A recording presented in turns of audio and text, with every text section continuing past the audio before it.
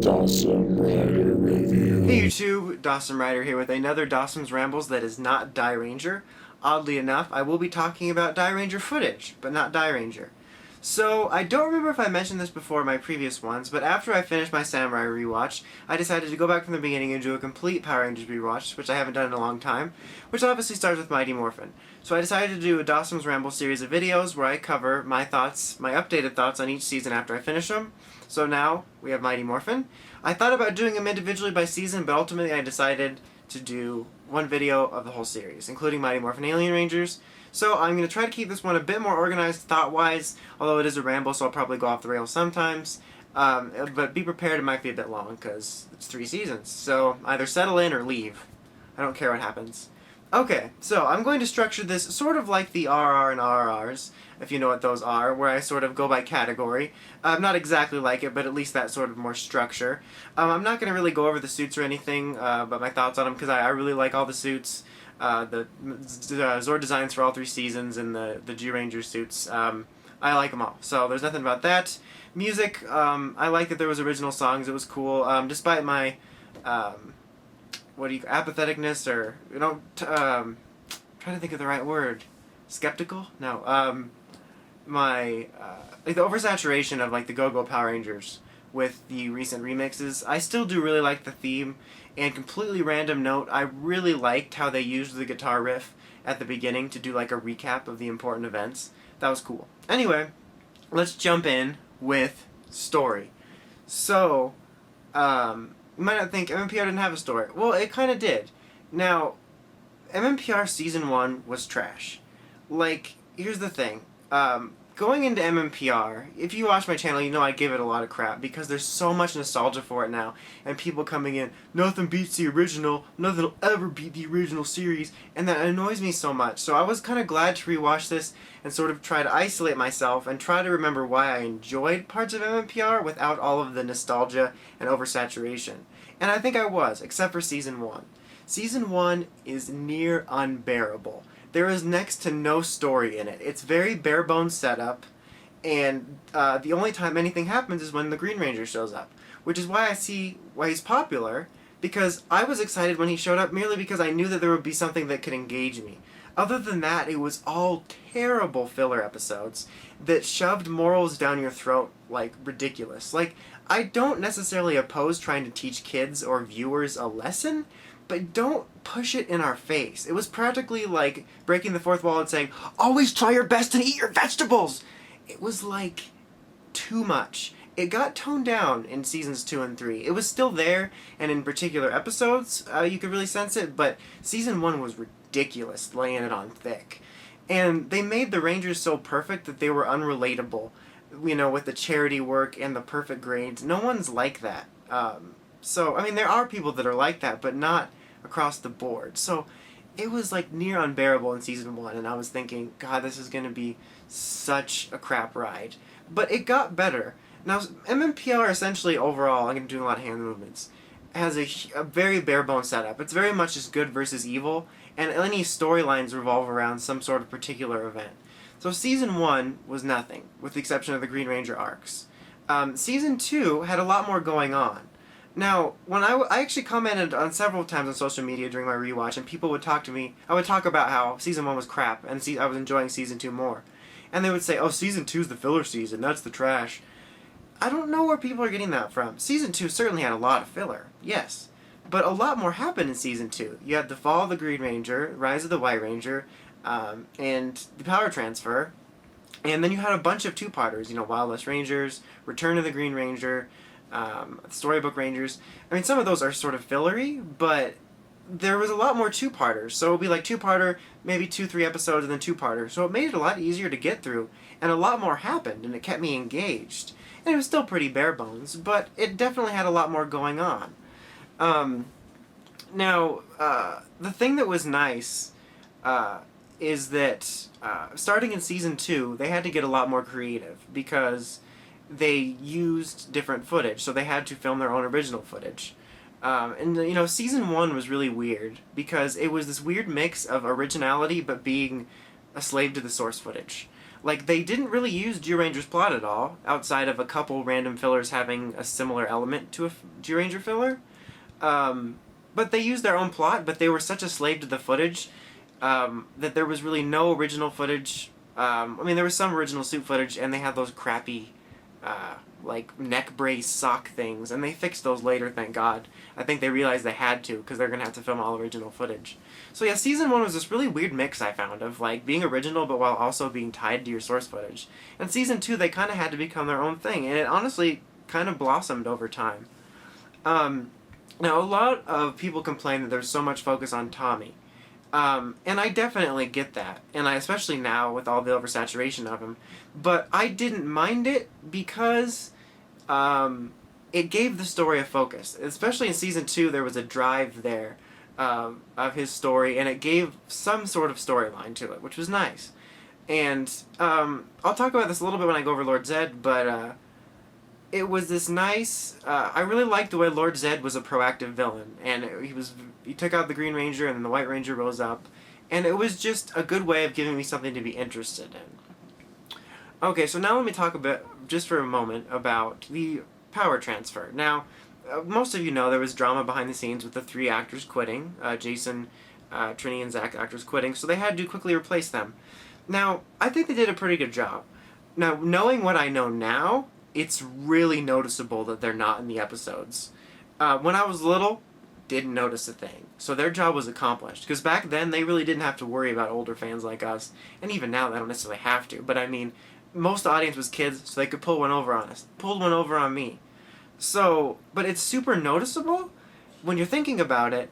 But in the context of the show, they handled it pretty well. I mean, they had a couple episodes where that you could tell because it was just Jason, Billy, or Tommy, Billy, and Kimberly.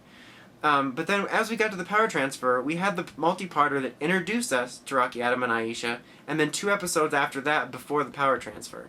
So I don't know how intentional everything was, but the way it worked out, it was kind of nice, because it introduced you to these characters so they weren't just randomly thrown in. So you at least were somewhat familiar with them. And, you know, they had a bunch of really noticeable things, like Zach's hairstyle changing because of footage they used of him, and the way that shots would be clearly divided amongst the 3. Like, you would get stock footage of the 3 that left, and then another split of the ones that were here. So it was very noticeable, if you know about it. But I think the most noticeable thing was the voiceovers, which actually started quite a bit before the Rangers left, because if I'm right, I think I am, they do ADR after they film. So, like, way before the other 3 showed up, they had ADR people doing different voices. So the Jason guy was terrible. So you would have these crappy imitations. Jason talked more than anyone else out of the 3. So these really crappy imitations, and then you had sometimes there was footage where they would be clearly talking, and there was no audio. So that was the most noticeable for me. But anyway, regardless, I thought they handled it fairly smoothly, in a sense. Not so smoothly with some of the editing, but in terms of the transition, it was well done. Now, let's see. Now, Season 3, I'm going to jump to Season 3 now, story, because I don't want to keep this too long. Season 3 is probably my favorite. The stakes in Season 3 legit felt high. And it was in Season 3 that I realized, because more so in that season than any other, I realized that Rita, Zed, and then Master Vile got the upper hand on the Rangers more often than I realized.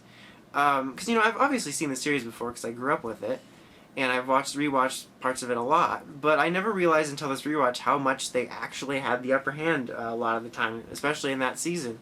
And from the beginning, the stakes were pretty high. I mean, the Zords were destroyed, the powers were destroyed, it was very dramatic, they had to go on this quest to get new ones, and then you have the whole cat storyline, which was a good exit for Kimberly, and also a really clever plan on Rita's part of having a civilian infiltrate the group, both as a human and a cat. So, and then you have Master Vile after that. He nearly destroyed the world, got the Zeo Crystal, and then obviously he turned them into kids, they destroyed the power coins, and they had to call in the Alien Rangers. So, it felt like, with the exception of the dumb fillers, the Rangers had their backs to the wall for the majority of Season 3, which was actually refreshing. And, I like the Alien Ranger miniseries. I know it gets a lot of hate, but I really like it. Like, think about the fact that I want to be in the writer's room when I saw this. Like, their solution for using Kaku Ranger footage of the suits was alien fish ninjas. Like, I want to know... I like what they did, because I like the Equations. They didn't really all stand out. Delphine and Sestro stood out the most. And they didn't have fleshed out characters, but their mannerisms were really well done. It was cool to see other Rangers. I just want to know, like, they could have just been aliens. The suits could have just worked for regular aliens. They could have been other Rangers that Ninja were trained. It's getting a little blurry. There we go. But they decided to make them fish people. Now, there was that whole hydration run-out thing, which I don't think they had to do. I get that they wanted to show that the alien Rangers couldn't stay, so the Rangers needed to hurry up and do the Zeo quest. But, they could have simply done that with the fact that the alien Rangers needed to protect their own planet. So the dehydration thing kind of became an annoyance, similar to the Tawny losing his powers. But for the most part, I enjoyed it. There was some dumb fillery parts, but I liked the alien Rangers, and the Zeo quest was awesome. I thought the little kids that played the Rangers were pretty damn solid, and I loved the Zeo quest. I liked that they each had to go through their own sort of trial. And I love little touches in the Zeo quest, like, you know, when they grabbed the crystal, the color of the Zeo Ranger would glow and then travel up their arms. And then when they teleported away, like the symbol, I used a triangle, for their helmet would appear. It was really nice foreshadowing. And the Zeo crystal, even though there was, like, pretty much just before, it was set up before the finale. So it was around for quite a while, and they did a good job of setting it up. So I'm going to go over a little bit more story details when I get to some of the characters. Like I said, I don't want to try to make this too long. But to sum it up, MMPR actually wasn't as bad as I thought. I enjoyed Season 3 quite a bit, and lots of Season 2 more than I thought. And the thing is that when most people talk about how good MMPR was, Nothing Beats the Original, it's always Season 1, which was crap. But the other seasons actually have stuff to enjoy. I still think that if you say your favorite season is MMPR, that there's better ones out there. But if you say it's maybe 2 or 3, I might not judge you as much anymore, because there's legitimately stuff to enjoy. And there's something unique about MMPR that just isn't in any other series, which is the last thing I wanted to touch on before moving on is, I loved the crazy universe they made. I've mentioned this on several occasions, but Power Rangers is one of the, probably, if not the craziest universe I follow of all the fictional universes. But they really created this crazy sort of larger world in MMPR, and I love how instead of starting over every year with the footage, they just used it to enhance their universe. And there was frequent mentions of other planets that maybe Master Vile had conquered, or that Zordon had been to before, or had a previous encounter, and then the alien Rangers themselves gave this sort of larger, expanded universe feel to it. And they really created what I like about the Power Rangers universe, which is this crazy, expanded feel. And I like the way they adapted that. I often say that the Disney style of adapting is my favorite, which it is, but I almost like this style a little bit more, not necessarily MMPR as a whole, but the style of making PR this giant, more expanded universe, and instead of restarting every year, you use it to enhance the universe. You use the Zords, the villains, the allies. I mean, in Season 3, we had 5 G-Ranger suits, with the 6th Die Ranger suit, and an ally Ninjor from a 3rd series, as we were facing off against a mix of original villains and villains from G-Ranger and Kaku Ranger, not to mention the Masked Rider episodes, which had footage from Kamen Rider Black RX. I like that. They sort of had something going there with the hybrid of Megaforce that was a missed opportunity, but that's a discussion for another time. But now, to move on to characters, I'm not going to go over too in-depth, I'll do it as briefly as I can, but let's start with Jason. Jason is one of the more popular Rangers, in particular now. To be honest, I never really cared for him. I don't hate him, and I like him okay. I liked him okay in the rewatch. He certainly does have a good leadership presence and makes a good leader, but I find him to be pretty boring. I think he's way overrated just for being the original. There was nothing interesting about him. He was a solid leader, but that's about it. Really wasn't much to him. Everyone's entitled to their favorite. There's certain things that are my favorite, and I can't really come up with a reason why that particular character or show is better. Because I like the idea of making a list of saying, this may be better, but this one's my favorite. So, Jason can be your favorite, no problem with that. But I get annoyed when people say he was the best Red Ranger, simply because he had a commanding voice and good presence. That is not a reason. There have been way better Red Rangers. So I, in general, found him to be pretty basic. I like him okay, but nothing special for me. Now, moving on, let's go Zach. I like Zach. Zach was probably my favorite of the core 5 in the first season rewatch because he had more of a fun personality. He seemed to push the morals a little bit less. Just overall more fun character to watch. I still prefer the second set of Rangers, which I'll get into in a second, but I liked Zach fine. He's not a favorite, but I liked him fine. Trini, I don't like. Trini, in my opinion, is the most boring Ranger ever. Not my least favorite. It's probably like Kelsey or something. But Trini was so boring, and she gets even more of that. She's the best Yellow Ranger, but she was the most boring boar that ever bored. I barely remember anything about her, and I just watched it. And I just really didn't care for her. I hardly have next nothing to say about her. I just didn't care for her. Then we have Kimberly, who honestly I despise in the first season. I really don't care for Kimberly that much. I actually did warm up to her near the end of Season 2 and Season 3. She was a bit better of a character. I just never really cared for her. She has that whole whiny Tommy thing. She had some good moments in Season 3 where she sort of stepped up, protecting the planet when the Rangers went Eden and stuff. And I tolerated her better later, and I was okay with her by the end. But I just don't care for her in general.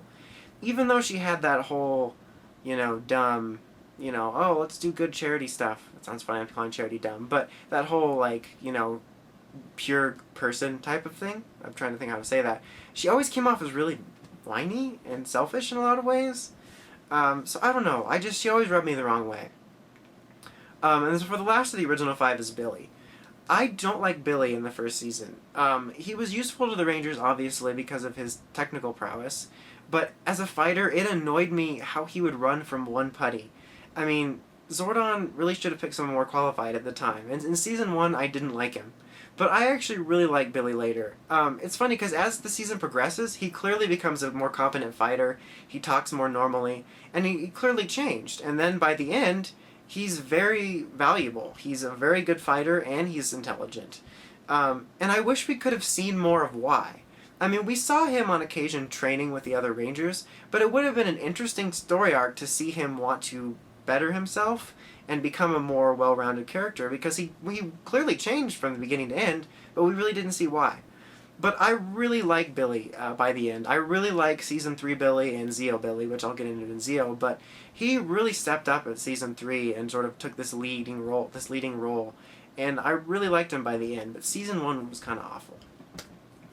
Now, I'll save everyone's favorite, JDF, for last and quickly go over the 3 replacement Rangers. Now let me start by saying, everybody's got a different person they see it as. Now, I grew up with both versions, but I was pretty little when MMPR 1 was on, and most of my experience comes from being really little and watching whatever VHS tapes I had. So for me, the bulk of my memories come from after the power transfer. They were pretty much around longer, they were in the movie. So for me, Rocky, Adam, Aisha, Kimberly, Billy, and Tommy is MMPR. So when I think of red, blue, and yellow, or red, black, and yellow, I think of Adam, Rocky, and Aisha. That's just the way it is for me. I just prefer them. So to start with Rocky, honestly, a lot of the characters ended up not being as memorable as I remember them being. I thought Rocky had a much lighter and more fun personality. Hell, he just wanted to have fun. But he was pretty basic and didn't do a whole lot, but I just overall prefer him to Jason for whatever reason. I don't want to go on too much about something I don't have too much to say about, but I just preferred him for whatever reason. Now, Adam, I really like Adam. Now, he's one of those characters where he's sort of a top favorite of mine, but I don't really have a specific reason to say why he's better than anyone else. A lot of people give this generic reason, but it's my reason too of why I liked him when I was little and even now, is that he was more quiet and shy and reserved, and that's the way I am and was a lot, so I identified with him more. This keeps getting blurry and I don't know why. But I just really liked him. There's just something about Adam I liked, and I liked him even better as the series went on. So I really preferred him, and he's who I consider to be the MMPR Black. Now, Aisha didn't do anything tremendous. She's not an amazing top ranger of mine, but I really liked her a lot better as MMPR level than Trini. She just had much more of a personality. She had a couple more good episodes I liked, and she just sort of stood out in general more for me. Trini was so boring. She was like cardboard in human form for me. But Aisha just had much more of a personality, maybe a little more of an attitude. I don't know. She just stood out more to me. So for me, she's MMPR Yellow. Alright, I tried to keep those as brief as possible. Now let's go over Tommy, because I have quite a bit to say. It's kind of inevitable.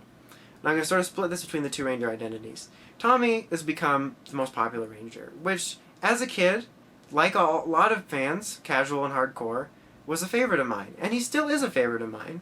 And watching this, I tried not to let all this JDF drama affect that. So what I'm about to say about the Green Ranger has nothing to do with anything JDF has done. My opinion is not tainted.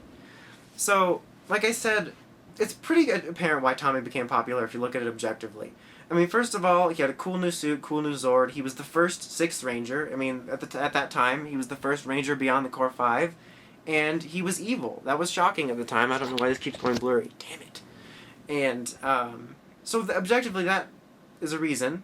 And also, like I said, when he showed up was the only time anything happened. So it's pretty easy to see why he became so popular. Now, as the evil Green Ranger, I think the Green with Evil arc in the context of MMPR is awesome. As a context of the show as a whole, it's pretty okay. Okay, my voice cracked. Now, JDF did a good Evil Green. He was good as the Evil Green Ranger. It was a good first Evil Ranger storyline. But after that, when he turned good, the Green Ranger was pathetic. This has nothing to do with my opinion of JDF, I just want to get that clear. Watching this, I legitimately was annoyed at how pathetic the Green Ranger was. Now, I get that he was losing his powers, but they portrayed it so pathetically.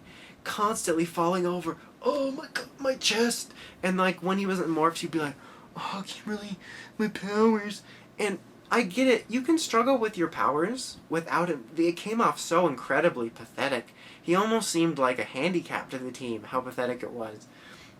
And I would have held off on doing that so much because they ordered more of the Jew Ranger footage. So they had footage of him, and he wasn't weak in that footage, so I maybe would have, when he returned to the team, held off on making him weak, and maybe only make him weak for his arc, his final arc, instead of for that whole stretch of time, end of Season 1, beginning of Season 2, he was genuinely pathetic. He only really nutted up at the very end when he realized he didn't need the powers to do something good. And so I greatly prefer him as the White Ranger. I don't think at the time he did anything worthy of being a leader. I think Tommy was a good leader once he took charge. But at the time, I don't understand why Zordon made that decision. Because the only really good thing he did was choose to fight as a Ranger and then, realize he could fight without powers. But beyond that, he did nothing that signified that he'd be a great leader. And on the episode where Jason rescued the Rangers, like 5 episodes ago, Zordon made a point of telling Jason he was a good leader, like 3 times. And then he fired him for Tommy. So I thought that was a bit strange. But the bottom line is I greatly prefer Tommy as White. It was this great symbolization of good, of Tommy's full redemption. And he had this really good presence as this sort of good figure leader of the Power Rangers.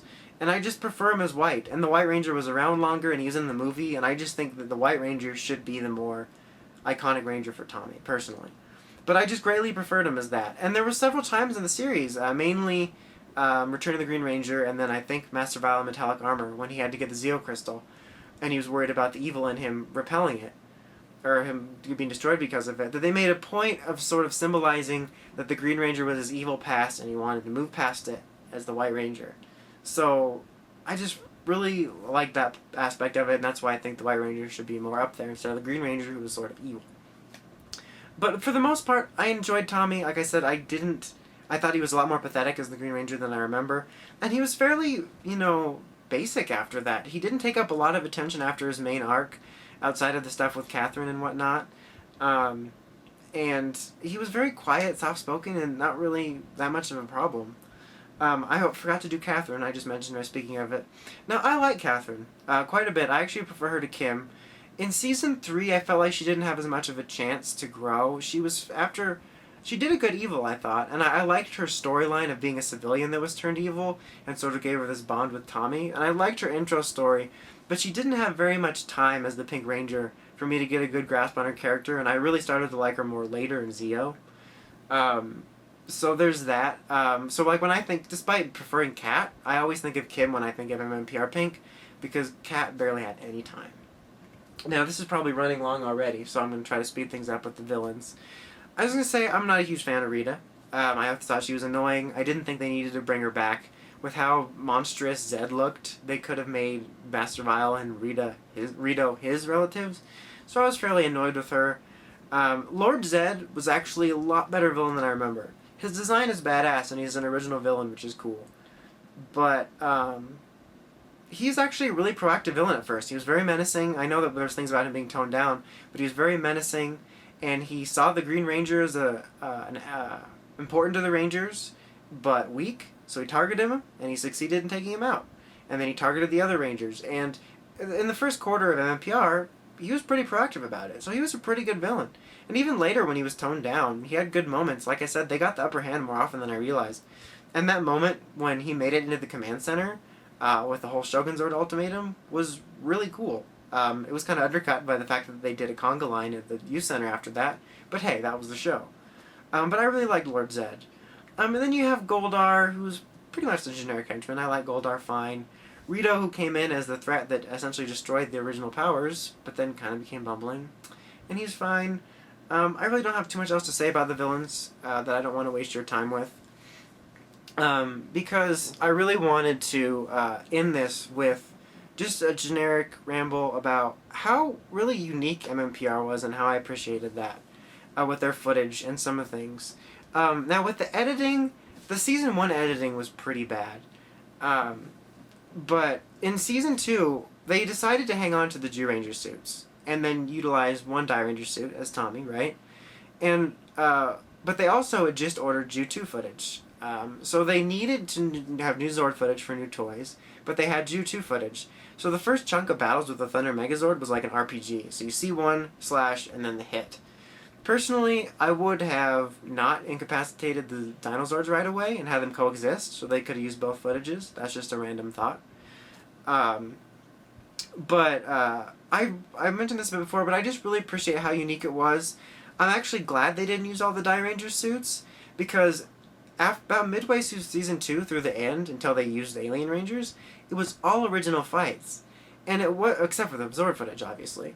And it wasn't amazing footage. It wasn't, like, as cool as some of the Disney fights.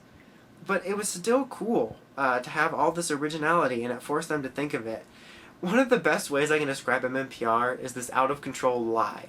In their desire to hang on to these recognizable suits, they continually had to come up with new ways to explain things and make new toys. And it was crazy messy, but I kind of loved it. And it was like this out-of-control lie. It's like they just kept having to lie upon lie to hold on to these suits. And as crazy and as dumb as it could be, I really liked what it made. And it made this universe that I just really liked. I'm just going to take a look at my list here, make sure I didn't miss any talking points. I don't think I did. I think this has been long enough, most definitely. The bottom line is, I enjoyed MMPR a lot more than I thought I would. They actually took, especially near the end, in the last half, they took quite a bit of care with transitions, especially from going into Zeo and with the Zords. And I wish that level of creativity and passion was put into it, an improvisation of trying to figure out ways to do this, and it was really refreshing. So I really wish the franchise would bring that back. It's something that made PR unique. And if you're a fan like me that's either casual or hardcore and thinking about rewatching MMPR, definitely only do key episodes for Season 1. Just find the key ones and watch those. You do not want to sit through all that crap. But Season 2 and 3 have legitimate, enjoyable moments. This was a lot more of a positive ramble than I thought, but I didn't hate my time with MMPR. In Season 2 and 3, there was also some really boring moments.